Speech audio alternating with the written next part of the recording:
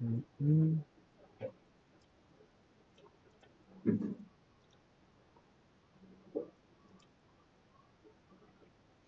Oke, selamat pagi Pak Dendi, Pak Ansyo, yang juga rekan saya Immanuel, serta rekan-rekan semua dari Baliola. Terima kasih atas kesempatan yang diberikan. Di sini saya ingin melanjutkan kemarin saya sudah menjelaskan mengenai workflow dari value learning serta penjelasan mengenai aturan dari value learning itu sendiri.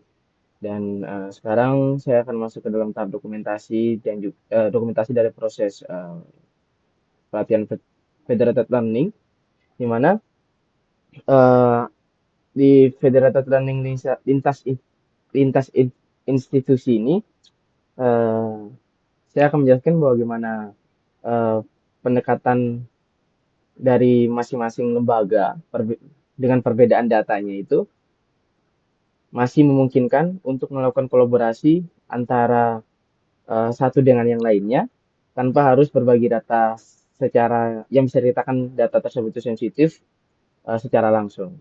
Oke, kita akan masuk saja. Yang pertama itu device atau klien lokal yang sudah saya jelaskan di workflow sebelumnya, di mana setiap lembaga itu akan berperan sebagai klien lokal itu sendiri. Dan artinya masing-masing perangkat itu pasti punya datanya sendiri-sendiri yang tidak mungkin untuk dibagikan keluar.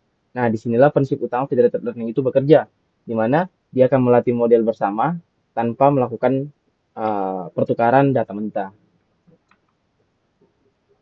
Nah, di sini uh, tiga, tiga lembaga yang berkontribusi dalam proses federated learning saat ini, ya dari Dinsos, Dukcapil, serta Kemenkes. Nah, setelah kita menentukan klien-klien apa saja yang akan berkontribusi, maka langkah selanjutnya ialah local database yang sudah pasti, di mana masing-masing lembaga tersebut pasti memiliki datanya tersendiri, data tersendiri yang berisi data-data di masyarakat. Nah, data tersebut itu akan tetap aman di sisi klien karena hanya pemanfaatan model saja. Jadi bobot hasil pelatihannya itu yang akan dikirim ke pusat dengan tujuan untuk menjaga privasi dan keamanan data sambil tetap berkontribusi dalam melakukan pelatihan di model global. Nah, ini karena saya masih belum mendapatkan dataset dari masing-masing lembaga, di sini saya membuat dataset sendiri, di mana dataset yang saya buat ini merupakan dataset dari tiga lembaga itu sendiri, Dinsos, Dukcapil, dan Kemenkes, yang nantinya data tersebut akan saya gunakan untuk proses pelatihan blended learning untuk menguji kelayakan subsidi seperti kayak pendapatan ataupun pekerjaan, kondisi rumah, terus riwayat penyakit, jumlah tanggungan. Nah, dataset-dataset yang sudah saya buat ini nantinya akan menjadi dasar untuk model sehingga dia bisa belajar mengenali siapa yang layak menerima subsidi dan siapa yang tidak layak dalam menerima subsidi itu sendiri. Nah, setelah kita membuat dataset, setelah kita menentukan klien, terus kemudian setelah kita membuat dataset dari masing-masing klien, nah saatnya kita masuk ke dalam pelatihan lokal, di mana lokal lokal model ini nantinya dari masing-masing lembaga akan melatih modelnya mereka dengan datanya mereka sendiri, dan setelah selesai, bobot hasilnya itu akan dikirim ke server. Nah, di sanalah bobot dari semua lembaga itu akan dilakukan penggabungan dan akan menjadi model global baru yang diharapkan bisa lebih akurat. Nah, ini merupakan proses pelatihan model lokal di mana dari ketiga lembaga yang sudah melakukan pelatihan model lokalnya, tiganya memiliki akurasi yang bisa dikatakan cukup stabil dengan menggunakan 17.753 parameter yang nantinya dari masing-masing lembaganya akan menghasilkan eh, model lokalnya masing-masing, dan bisa dilihat di gambar yang di atas, yaitu ada Chef Dinsos, Chef Dukcapil, dan juga Chef Kemenkes, dan modelnya ini kita simpan dalam bentuk .pb yang nantinya ketiga model lokalnya tersebut akan dikirimkan ke server. Nah, kemudian setelah kita mendapatkan ketiga model lokal dari masing-masing lembaga, maka setiap lembaga tersebut akan mengirimkan bobot model yang sudah saya bilang dalam bentuk .pb tersebut ke server pusat. Nah, jadi tidak ada data pribadi yang dikirim, tidak ada data mentah yang dikirim, karena yang dikirimkan itu hanya pembaruan hasil pelatihan model. Dan nantinya server akan menggabungkan pembaruan ini dengan melakukan agregasi. Nah, setelah kita mendapatkan ketiga model lokal tersebut, maka server agregator itu berperan sebagai penggabung, di mana ia akan mengumpulkan bobot model dari masing-masing lembaga ataupun semua klien yang ada dan membentuk model global baru. Dan intinya eh, hal ini bisa secara tidak langsung sudah membuktikan bahwa federated learning itu mampu melakukan kolaborasi aman tanpa um, membuat masing-masing lembaga itu melakukan pertukaran data itu. Dan di sini sudah bisa kita lihat di gambar yang bagian bawah itu adalah model global baru di mana model global tersebut merupakan hasil penggabungan dari tiga model lokal yang sudah dilakukan training sebelumnya. Nah, sekarang kita akan melakukan uji coba menggunakan hasil model global pada iterasi pertama. Kita bisa melihat bahwa seberapa akurat apa sih model global di model model global yang berisi penggabungan dari tiga lembaga tersebut. Nah, kita lihat dulu dari Dinsos. Nah, Dinsos ini terdapat 10 test case yang 5 diantaranya itu um, ekspektasinya itu mendapatkan live subsidi, serta 5 diantaranya juga ekspektasinya itu tidak mendapatkan live subsidi. Dan bisa kita lihat bahwa hasil model global iterasi pertama itu mendapatkan akurasi modelnya itu 60%. Berarti ada 4 test case yang masih salah. Kemudian kita lihat lagi dari Dukcapil. Nah, Dukcapil ini masih sama, ada 5 test case yang uh, ekspektasinya itu layak subsidi, dan juga ada 5 test case yang ekspektasinya itu tidak layak subsidi. Dan bisa kita lihat bahwa uh, akurasinya sudah cukup baik dari Dukcapil, yaitu mendapatkan akurasinya itu masuk ke 90%. Nah, kemudian kita lihat lagi dalam proses Kemenkes, di mana di sini kita dalam melakukan proses pelatihan di Kemenkes ini ada ada 6 test case yang ekspektasinya itu uh, dia mendapatkan layak subsidi, dan juga ada 4 test case lainnya itu dia mendapatkan tidak layak subsidi. Nah, di sini akurasi dari hasil model global pertama yaitu sebesar 60%. Nah, kemudian ini adalah hasil test case gabungan. Ya, test case gabungan ini saya tambahkan dengan menggabungkan beberapa parameter-parameter dari Dinsos, Dukcapil, Kemenkes yang nantinya akan kita lihat hasilnya, dan bisa dikatakan kita mendapatkan prediksi dari 4 test case yang ada itu sebesar 50%. Nah, karena kita melihat bahwa akurasinya itu masih belum cukup stabil dan juga masih masih belum terlalu akurat, maka dari itu dalam federated learning saya memutuskan untuk melakukan iterasi kedua. Nah, di mana hasil iterasi kedua ini dilakukan setelah hasil evaluasi pertama tadi, dan kemudian server akan menyiapkan global model awal yang hasil global model yang dari iterasi pertama, dan akan mengirimkan kembali ke klien untuk melakukan proses pelatihan pelatihan selanjutnya. Jadi dengan tujuan dari iterasi kedua itu sendiri ialah eh, klien bisa melanjutkan pelatihan dengan data baru agar model itu semakin adaptif dan juga semakin akurat terhadap perubahan datanya. Oke, di sini dalam iterasi kedua saya mencoba mengirimkan model lagi, model global yang hasil agregasi pertama ke Dinsos. Nah, di mana model global iterasi pertama itu kan sudah berisi penggabungan pembelajaran dari semua lembaga pada iterasi sebelumnya, yaitu Dinsos, Dukcapil, Kemenkes. Nah, maka dari itu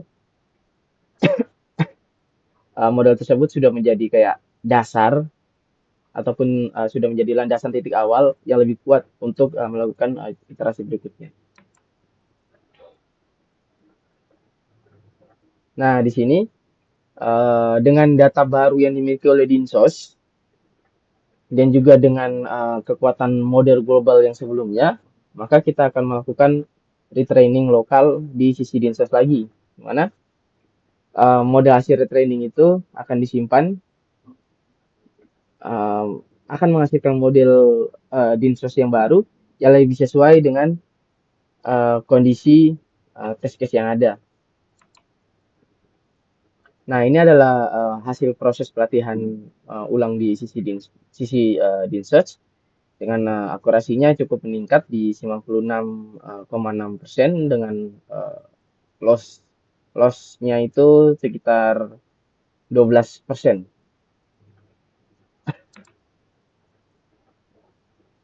Nah, kemudian setelah Dinsos sudah mendapatkan model lokal terbaru, maka dari itu Dinsos akan mengirimkan bobot model hasil pelatihannya ke server lagi. Nah, maka dari itu, oh ya perlu diketahui bahwa Dinsos itu kan dia tidak mengirim datanya, tapi hanya bobot model terbaru yang akan dikirim ke uh, server lagi. Dan maka dari itu, secara tidak langsung server saat ini akan memiliki dua sumber bobot. Yang pertama bobot model global yang lama tadi, yang kedua itu bobot model hasil pelatihan iterasi kedua yang dijalani oleh Dinsos. Nah, maka dari itu kita akan melakukan agregasi ulang menggunakan federated averaging, di mana server itu akan menjalankan algoritma federated averaging untuk menggabungkan kedua model tersebut. Dan hasil agregasi ini akan membentuk model global versi kedua yang bisa dikatakan dan bisa diharapkan agar uh, model global iterasi kedua itu bisa lebih akurat dari model global hasil iterasi pertama yang tadi. Nah, kemudian kita akan melakukan penguji cobaan, di mana kita akan melakukan testing menggunakan model global iterasi kedua, di mana model global iterasi kedua ini, nah dengan test case yang masih sama di Dinsos, kita mendapatkan hasil model globalnya itu sebanyak 100%, cukup baik dari test case sebelumnya yang menggunakan hasil model global iterasi pertama. Nah, untuk Dukcapil kita mengalami penurunan di 20%. Yang tadinya 50%, dia sudah turun. Dia mengalami penurunan ke 30%. Nah, hal ini yang membuat kita akan melakukan iterasi ketiga, berarti di Dukcapil untuk memperbarui hasil prediksi dari Dukcapil itu tersebut. Kemudian kalau yang di Kemenkes dia mengalami peningkatan 40%. Yang sebelumnya tadi masih 60%, sekarang sudah 100%. Jadi semuanya sudah sesuai dengan prediksi yang diharapkan. Kemudian yang gabungan yang tadinya 50%, masih separuh yang benar, sekarang sudah 100%. Di mana hasil-hasil ini menunjukkan bahwa performa dari model global hasil literasi kedua itu cukup signifikan dan menunjukkan bahwa proses federatif federatednya itu cukup berjalan secara efektif. Nah, jadi hal ini setelah kita melakukan uji coba ke tahap iterasi pertama dan iterasi kedua, secara tidak langsung hal ini menunjukkan bahwa federated learning itu bisa memberikan solusi aman untuk melakukan kolaborasi antara lembaga yang memiliki perbedaan data dengan tetap menjaga privasi data dari masing-masing lembaga itu sendiri. Dan ini juga merupakan gambaran implementasi nyata dari konsep kolaboratif lintas lembaga yang bisa diterapkan di Indonesia, terkhususnya untuk lembaga-lembaga pemerintah. Mungkin sekian dari presentasi saya. Terima kasih.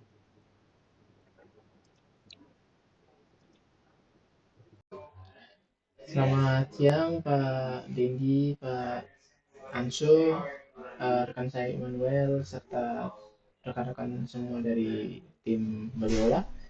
Saat ini saya ingin uji coba secara langsung menggunakan Flash dari hasil model agregasi round kedua yang tadi sudah kita coba. Jadi ini udah nyala terusnya, biar kita langsung gunakan saja. Untuk proses apa namanya menjalankannya, kita coba sebentar. Oke. Nah, kita mulai dari dinsos terlebih dahulu, gimana ketika penghasilannya itu kurang dari 2 juta. Jadi contoh 1.850 mungkin, 150.000, kemudian jumlah tanggungannya itu minimal berarti contoh kita taruh 5, mungkin ingin tetap sederhana dan mungkin berharian, maka dia langsung otomatis mendapatkan kelayakan prediksi. Dia akan mendapatkan layak subsidi. Ketika misalnya kita ganti salah satu dari 7.850, kira-kira bisa, nah masih bisa. Karena apa? Karena mengenai faktor lain di mana tanggungan pendisiplinan dan juga status pekerjaannya masih membantu untuk dia mendapatkan kelayakan subsidi. Nah, setelah itu kita ganti ke PNS dan mungkin nilainya bisa diberikan layak, nilainya cukup besar, maka dia langsung tidak mendapatkan layakan subsidi. Kira-kira seperti itu untuk dinsos. Kemudian kita akan coba lagi di bagian dukcapil. Misalnya ini kita dia memiliki NIK yang valid, kartu keluarganya valid, domisili tetapnya itu dia berdomisili tetap, kemudian dia tidak memiliki data ganda, serta datanya itu masuk ke DTKS. Jadi contoh ini anggota keluarganya itu misalnya 4 dan usianya itu mungkin kepala keluarganya masih 48, statusnya itu menikah dan mungkin bukannya pegawai tetap, maka dia bisa dikatakan layak untuk mendapatkan subsidi. Akan tetapi ketika misalnya validasi data-datanya itu tidak lengkap, kayak seperti dia memiliki data ganda, terus NIK-nya itu tidak valid, ataupun dia tidak memiliki kartu keluarga, maka hari ini probabilitasnya itu akan berganti, sehingga dia tidak mendapatkan layakan subsidi. Kira-kira seperti itu. Terus kalau misalnya kita turun lagi ke Kemenkes, ini masih sama, di mana kita fokus ke bagian penghasilan. Contoh kalau misalnya 2 juta mungkin 700, mungkin 2 juta 350 mungkin 123. Terus misalnya dia punya asuransi lain, dia tidak memiliki asuransi lain dan dia memiliki riwayat penyakit contoh seperti jantung, maka dia bisa katakan layak subsidi. Akan tetapi ketika dia memiliki asuransi yang lainnya, nah hal tersebut itu bisa membuat dia tidak mendapatkan kelayakan subsidi dari pemerintah. Oke, mohon maaf sebelumnya.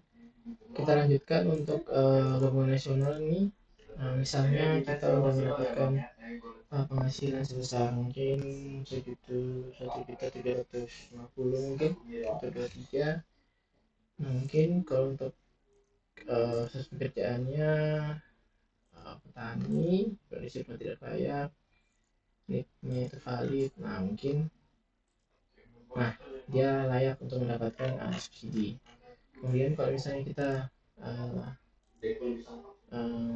misalnya kita main 21 juta contoh, terus kemudian rumahnya bisa dikatakan layak dan pekerjaan bekerja tetap, maka secara langsung probabilitasnya akan turun dan dia tidak layak mendapatkan subsidi.